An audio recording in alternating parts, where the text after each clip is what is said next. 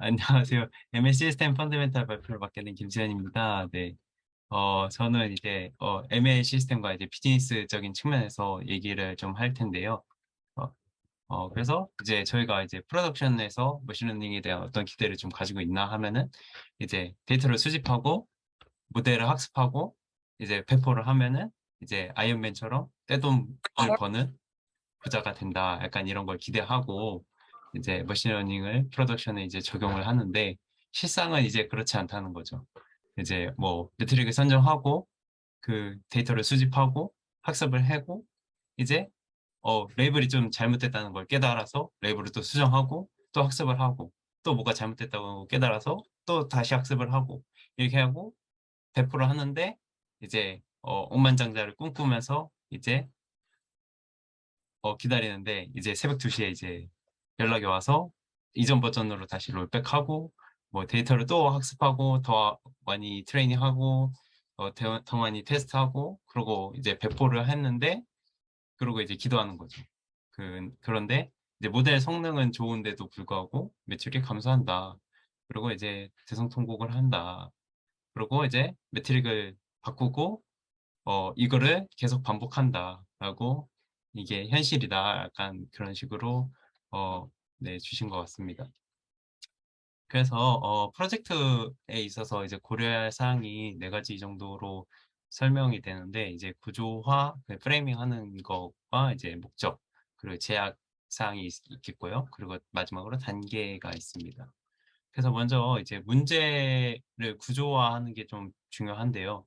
머신러닝을 통해 이제 문제를 해결하기 위해서는 이제 문제를 머신러닝이 해결할 수 있도록 구성해야 됩니다. 그래서 ML 문제에서 가장 유명한 그 일반적인 유형이 이제 회귀와 분류인데요. 이제 분류 모델은 스팸 분류기처럼 저희가 좀 익숙하죠. 그래서 이게 입력을 좀 다양한 범주로 분류를 하고 이제 회귀 모델은 연속적인 수치형 값을 출력을 하는 그런 모델이 되겠습니다. 그래서 회귀 모델의 얘는 이제 직감 예측, 저희가 흔히 아시다시피 직감 예측이 또 있을 수 있겠고요. 그래서 회귀 모델을 분류 모델로 할 수도 있고 분류 모델을 회귀 모델로 할 수도 있습니다. 예를 좀 들자면 직감 모델을 직감 예측의 경우를 가격을 이제 특정 구간을 이렇게 나눠서 본다면 그게 분류 그 해당 그 범위 안에 들어가는 분류 문제로 바꿀 수 있는 것이고요. 그리고 이제 이메일 분류 같은 경우는 0과 1 사이의 그 연속된 수치형으로 바꿔서 회귀 문제로 바꿀 수가 있습니다. 그래서 분류의 경우 이제 문제 내에 분류한 클래스가 적으면 적을수록 더 분류하기가 쉽겠죠. 네, 그래서 가장 간단한 분류가 이제 이진 분류인데 바이너리 네, 클래시피케이션인데 어, 악성 댓글은 인지 아닌지, 뭐 사기 거래인지 아닌지를 분류하는 것들이 이런 이진 분류에 해당합니다. 그래서 이러한 이진 분류는 이제 우리 일상생활에서 아무래도 흔히 볼 수 있기 때문에 ML 실무자가 이제 비교적 편안하게 문제를 처리할 수 있다고 하고요. 때문에 이제 업샘플링이나 뭐 다운샘플링, ROC 커브, 혼동행렬 시각화 등 이런 문제를 이진 분류 문제를 처리할 때 적용하는 게 이제 다중 클래스 분류에서보다 훨씬 쉽다고 합니다. 그래서 2개 이상의 이제 클래스가 있는 경우에는 다중 클래스 분류 문제가 되는데 이제 클래스의 수가 이제 수천 가지, 막 수만 가지까지 달하면 이제 질병 진단이나 뭐 제품 분류 같은 문제가 있을 수 있겠죠. 그럼 이런 클래스가 많아지면 많아질수록 이 문제를 처리하기 어려워질 수가 있습니다. 그래서 다양한 클래스를 분류해야 하기 때문에 더 많은 양의 데이터가 필요하고 때문에 이제 첫 번째 과제가 데이터 수집하는 것이 됩니다. 렉처 노트에서는 경험에 따르면 일반적으로 해당 어떤 한 클래스가 있을 때 그 클래스를 분류하기 위해서는 최소 100개의 예제가 필요하다고 합니다. 그래서 때문에 1000개의 클래스가 있는 경우에는 10만 개 이상의 예제가 필요하게 되는 것이죠. 그래서 데이터 수집은 일부 클래스가 희귀할 때 매우 어려울 수 있으면서 수천 개의 클래스가 있는 경우에는 그 일부가 그 일부 클래스가 희귀할 가능성이 높다고 합니다. 네. 그래서 이렇게 클래스가 많은 경우 계층적 분류를 이용할 수가 있는데 계층적 분류에서는 먼저 각 데이터를 큰 그룹으로 하나로 분류하고 그렇게 큰 그룹으로 분류된 것들에서 다시 세부 카테고리로 분류하는 그런 방식이 되겠습니다. 이제 예를 들어서 제품 분류 같은 경우를 생각해 보면 각 제품을 전자제품, 뭐 가정 및 주방, 패션, 애완동물 용품 뭐 이렇게 네 가지 범주로 분류할 수 있고요. 이제 그 안에서 이제 어, 예를 들어서 패션으로 분류됐다고 하면은 패션으로 분류된 거에서 또 다른 분류기를 사용해서 뭐 이제 신발이냐, 셔츠냐, 뭐 청바지냐, 액세서리냐 이런 것들로 하위 그룹으로 또 이렇게 분류를 할 수가 있는 것입니다. 네, 그래서 이진 분류 및 다중 클래스 분류에서는 이제 각 예제 정확히 하나의 클래스에 속하는데요.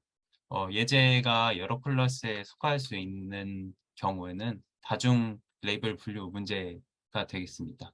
예를 들어서 이제 뉴스 기사 카테고리를 뭐 기술, 엔터테인먼트, 시사, 금융 같은 네 가지 주제가 있다고 하면은 이거를 분류를 할 때 어떤 뉴스 기사는 기술과 금융에 포함이 될 수도 있겠죠.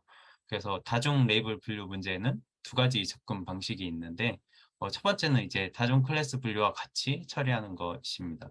그래서 앞선 예처럼 뉴스 분류를 좀 예시를 들었으니까 그거를 이야기를 하자면 기술, 엔터테인먼트, 시사, 금융이 있는데 이제 금융인 경우에는 이제 그 멀티 클래스에서는 0001로 이런 식으로 금융에만 표기를 하는데 멀티 레이블의 경우에는 이제 뭐 금융도 있고 엔터테인먼트가 될 수도 있으니까 엔터테인먼트인 곳에 1 그리고 금융인 곳에 1 이런 식으로 표기가 되는 것입니다.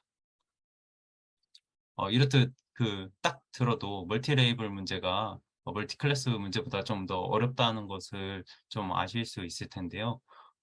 이 강의 자료에서는 저에게 좀 이런 질문을 좀 던져줍니다. 어떻게 이런 정답 레이블을 만들 수 있는지, 그리고 어떻게 결정 경계를, 그 디시전 바운더리를 결정할 수 있는지를 한 번쯤 생각해 보시면 좋을 것 같습니다. 네. 그래서, 이어서 이제 두 번째 접근 방식인데요. 두 번째 접근 방식은 이를 이제 다중 이진 분류 문제로 바꾸는 것입니다. 아까 계층적인 분류 문제라고도 이야기를 했었는데 앞서 이야기한 이제 뉴스 기사 분류 문제의 경우 네 가지 주제에 해당하는 각각의 문제를 다 이렇게 네 가지 모델로 세워서 각 모델은 한 가지 예를 들어서 엔터테인먼트가 되면 이 주제가 이 뉴스 기사가 엔터테인먼트에 해당하느냐, 해당하지 않느냐로 볼 수 있는 것입니다. 네. 그래서 문제의 구조와 방식을 바꾸면 문제가 훨씬 더 어려워지거나 오히려 쉬워지거나 할 수 있기 때문에 문제를 정말 잘 정의하고 구조화하는 것이 정말 필요하겠습니다. 그래서 예를 들어서 문제가 이제 앱 사용자가 이제 다음에 사용할 다음에 사용할 앱을 예측하는 문제인데 이거를 분류 문제로 생각을 해본다면 사용자의 사용자 및 환경의 이제 기능들을 여기에 인풋으로 넣고 이제 사용자의 모든 앱들에 대한 확률 분포를 출력을 하게 되면은 어, 앱을 지우거나 새로운 앱이 추가된다고 했을 때 모델을 이제 재학습시켜야 되기 때문에 이는 좀 잘못된 접근 방식이라고 합니다. 그래서 이를 이제 더 나은 방식은 회귀 문제로 생각을 하는 것인데 사용자가 사용자의 정보와 환경정보 등을 입력을 해서 0과 1 사이 값으로 다음에 실행할 앱의 확률 값을 예측을 하면은 어떤 앱을 다음번에 실행할지 알 수 있게 됩니다. 이런 경우에는 앱을 추가하거나 뭐 삭제한다고 해서 크게 영향이 없기 때문에 회귀 문제로 생각하면 좀 더 쉬워진다라고 생각을 해주시면 될 것 같습니다. 그래서 이러한 방식은 추천 시스템이랑 광고 클릭률 향상에 되게 흔히 사용하게 되는 방식이라고 합니다. 프로젝트 목표인데요. 다음은 이제 ML 목표와 비즈니스 목표가 있습니다. 그래서 먼저 ML 목표는 이제 성능이 얼마나 잘 나오는지, 레이턴시가 얼마나 되는지 등등이 있을 수 있겠고, 이런 과정에서 이제 정답 레이블이 없는 경우에 어떻게 액큐러시와 F1을 평가할지 한 번쯤 생각을 해보면 좋을 것 같습니다. 네, 그리고 비즈니스 모델 측면에서는 비즈니스 측면에서는 그 비용과 이제 ROI, 그 투자 자본 수익률이라고 하죠. 그 어떤 자본을 투자했을 때 그 얻어지는 아웃풋이 얼마나 나오느냐 이런 거와 규칙이랑 규정이 있겠습니다. 그래서 이거는 약간 밈 같은 건가 본데 15년 만에 뭐 진리의 스크롤을 찾았는데 거기에 회사는 너희 모델의 정확도를 전혀 신경 쓰지 않는다. ROI만 신경 쓴다. 그래서 ROI가 약간 비즈니스에서는 좀 중요하다라는 말을 해주는 것 같습니다. 네. 그래서 어떻게 이 ML 프로젝트의 이익을 증가시킬 수 있는지 직접적으로나 간접적으로 좀 살펴보는 파트인데요. 그래서 직접적으로는 당연히 수익을 증대할 수 있겠죠. 그 판매를 증대시킬 더 많이 할 수 있고 비용을 또 절감함으로써 이제 회사의 이윤을 추구할 수 있겠습니다. 간접적으로는 이제 고객의 만족감을 향상시켜서 고객이 좀 더 자기의 서비스를 더 많이 이용하고 뭐 웹사이트에 머무는 시간이 더 많게 뭐 어떤 그 콘텐츠를 추천해 준다든지 이런 걸로 네 그런 적으로 직접적으로나 간접적으로 이제 이익을 좀 증가시킬 수 있다고 합니다. 그래서 이 모든 것들을 이제 비즈니스적인 측면과 ML 측면을 모두 고려하기엔 조금 까다로운 부분이 있는데 ML 모델은 소비자에게 정말 그 개인화된 솔루션을 제시해 준다고 하면은 한편으로는 소비자가 행복해지고 돈을 더 많이 쓰게 되지만 다른 한편으로는 소비자의 문제가 더 빨리 해결되면서 이제 더 돈을 투자하지 않아도 금방 이제 문제가 해결되게 되면서 소비자가 돈을 더 적게 사용하게 됩니다. 그래서 이런 것들을 좀 연결해주는 그런 것들이 필요한데, 그래서 몇 가지 고려해야 될 사항들을 이렇게 좀 나열을 해준 것 같습니다. 그래서 먼저 그 베이스라인이 있어야 됩니다. 간단한 뭐 기본 솔루션이라든지, 정말 간단 솔루션이라든지, 그 전문가의 그런 것들이라든지, 경쟁사의 솔루션 등등을 베이스라인으로 두고, 거기서 이제 어 유용성의 한계값을 좀 정해야 되는데 그 스레시홀드를 정해 놔서 예를 들어서 자율주행의 경우에는 되게 높은 수준의 성능을 요구하지만 문자 예측 같은 경우에는 뭐 그렇게 엄청 높은 수준의 그 한계값을 설정하지는 않아도 됩니다. 그리고 이제 false negative와 false positive가 있는데 그 예를 들어서 코로나 검사 같은 경우에는 코로나 환자가 코로나가 아닌 사람이라고 예측을 하면 안 되는 거죠. 그래서 이게 no false negative고 그러니까 false negative가 없어야 되고 그리고 지문 인식 이런 것 같은 경우에는 그 false positive가 없어야 되는 거죠. 인증이 되지 않은 사람이 그 핸드폰이나 이런 걸 잠금을 해제하게 되면 안 되니까. 그래서 이런 것들을 고려해야 된다고 합니다. 그래서 마지막으로 이 ML 모델을, ML 시스템을 해석을 할 수 있어야 되냐.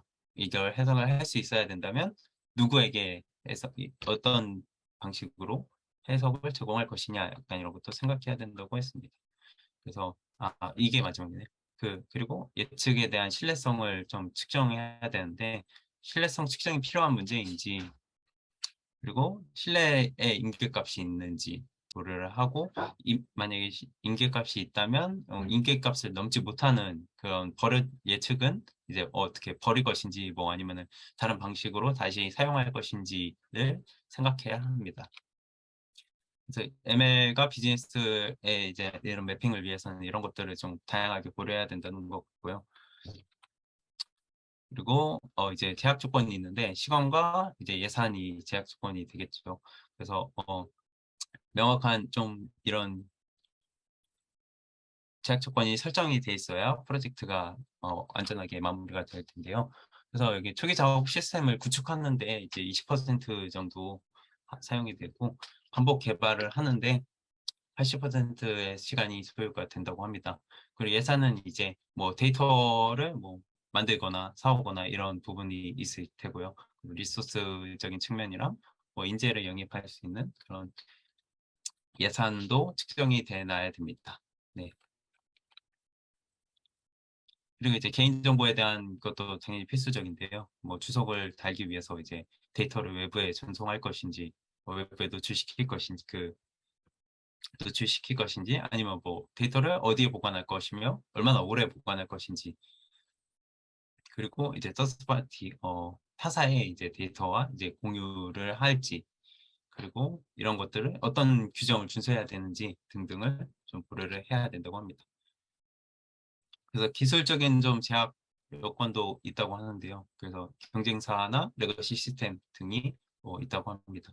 이 트위터 내용은 이거 보면은 트위터가 뭐 이제 증거는 아니다라고 설명이 되어 있는데 한번 좀 보시면 될 것 같고요. 그래서 ML 채택하는 네 가지 단계가 있는데 첫 번째로는 이제 ML을 적용하기 이전에 만약에 기계 학습이 당신에게 100을 준다고 생각을 한다면 그냥 휴리스틱하게 하는 게 당신에게 한 50% 정도는 가져다 줄 것이다 라고 설명이 되어 있고요. 그래서 뭐 두 번째 단계로는 어, 일단 간단한 모델로 가시화할 수 있는 그런 모델로 시작을 해서 가설과 파이프라인을 좀 검증해 보라는 것 같고요. 그 다음에 세 번째 단계로는 그 간단하게 만든 모델을 이제 최적화시켜서 다른 목적 함수를 사용한다든지 아니면 피처 엔지니어링을 더 진행한다든지 추가 데이터를 확보한다든지 뭐 앙상블을 진행한다든지 이런 방식으로 이 간단하게 만든 모델을 좀 더 최적화시키는 그 단계가 되겠습니다. 그리고 네 번째 단계는 이제 복잡한 모델을 이제 구성을 해보는 건데요. 사실 이 그림은 뭐 밈인 것 같긴 한데 저는 잘 모르겠어서 뭐 그렇게 뭐 배포해라 약간 이런 느낌 같습니다. 네, 여기까지 그 강의를 강의를 여기까지 발표를 마치겠고요. 혹시 궁금하신 사항 있으시면 질문 주시면 감사할 것 같습니다.